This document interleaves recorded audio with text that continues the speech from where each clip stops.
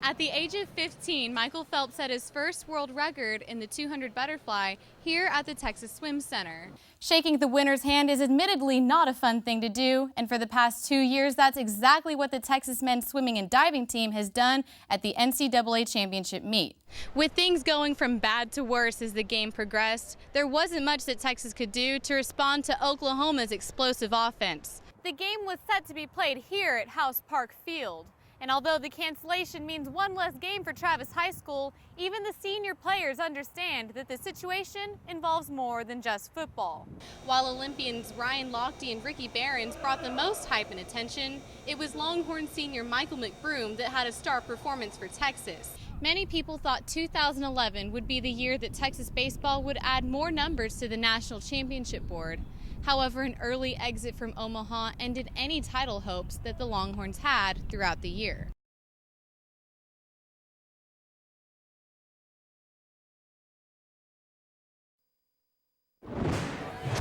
Coming up on Longhorn Extra, cornerback Duke Thomas is making a complete 180 from his normal spot on the field. Find out where he's moving to. Plus, missing the end of last season won't stop Jeremy Hills from proving he can have a future in the NFL. Hear why Ahmad Brooks thinks he could be a surprise come draft day. And All-American Isaac Murphy is halfway through his headline events after day one of Texas Relays.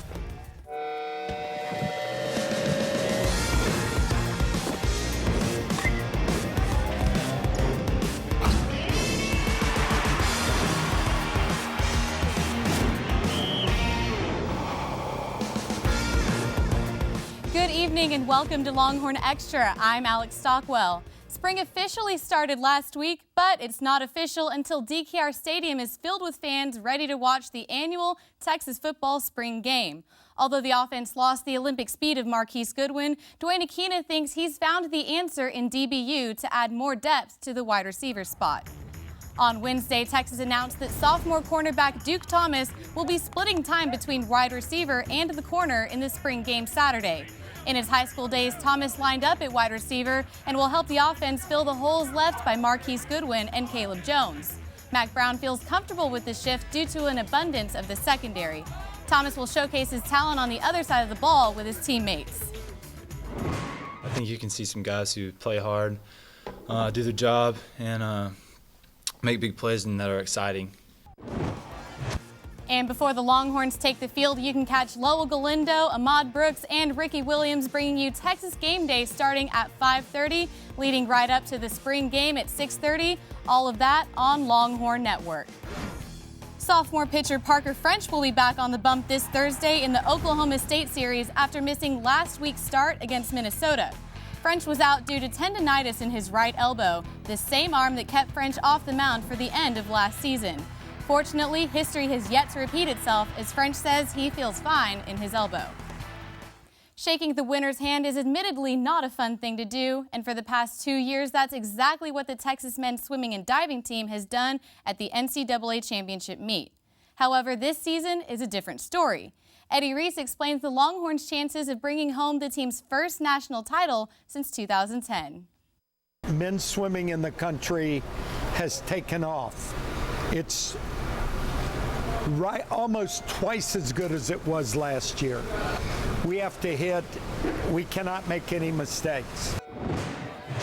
As expected, the Texas football spring game is right around the corner, but Ahmad Brooks explains what might be unexpected for this year's battle of the orange and white.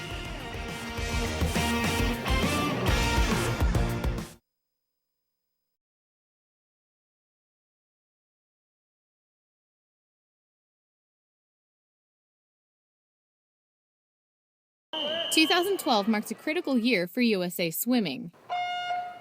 It's a race against time with the London Olympics approaching this summer.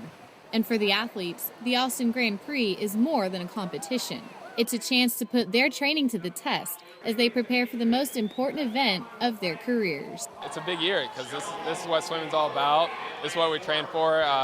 Not being in college anymore, this is all we train for. That's the event every single 4 years. I mean, just getting up and trying to race everyone is definitely hard, especially where I'm at in the season. But I mean, I had a lot of fun just racing and getting back in the water. For me, throughout my career, I've always done a lot of events back to back to back, and I think being able to have the opportunity to do that here will hopefully set something up for later down the road. At the age of 15, Michael Phelps set his first world record in the 200 butterfly here at the Texas Swim Center. Now with 14 Olympic gold medals to his name, Phelps has mixed emotions as he returns to the pool that started a decade of dominance. I've been in this sport for so many years, so I've had a lot of good memories, and it's kind of weird closing everything down. Kind of saying my last goodbyes. It's going to be strange, but it's fun. I've had a great career, and this pool has definitely meant a lot to me. Now every race will become more meaningful for Phelps, as he not only prepares for London, but also gets ready to retire once the Olympics are over. Alex Stockwell, College Press Box.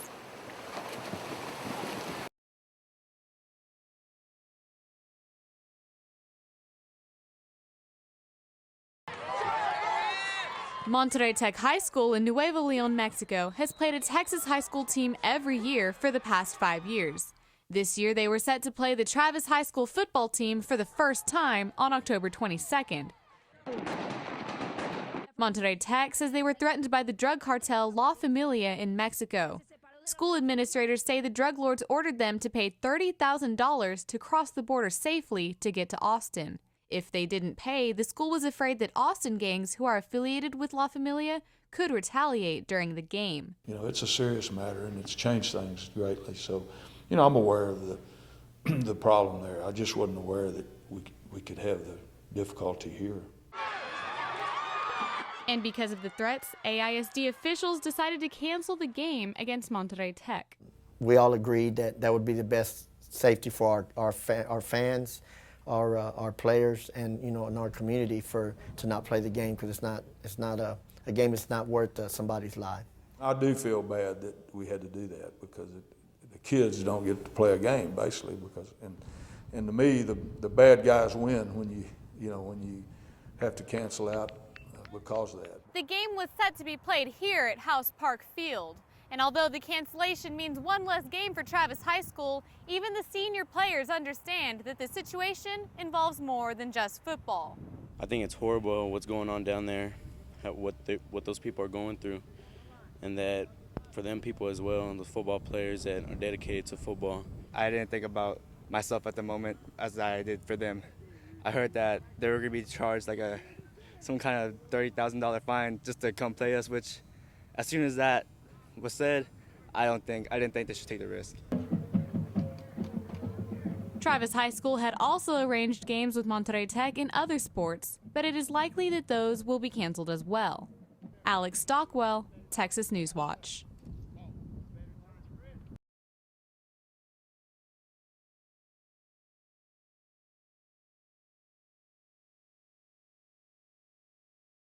Head coaches Mike Gundy and Mac Brown exchanging a few laughs before the game, but Joseph Randall wipes a smile right off Coach Brown's face with this play. Randall gets out of the arms of Adrian Phillips and has nothing but clear field ahead of him. He takes it in from 69 yards out to give Oklahoma State the early lead, 7-0. Texas would respond, however. David Ash launches it up in the air. Who's there? Jackson Shipley's got it for the 44-yard touchdown pass, tying up the game 7-all.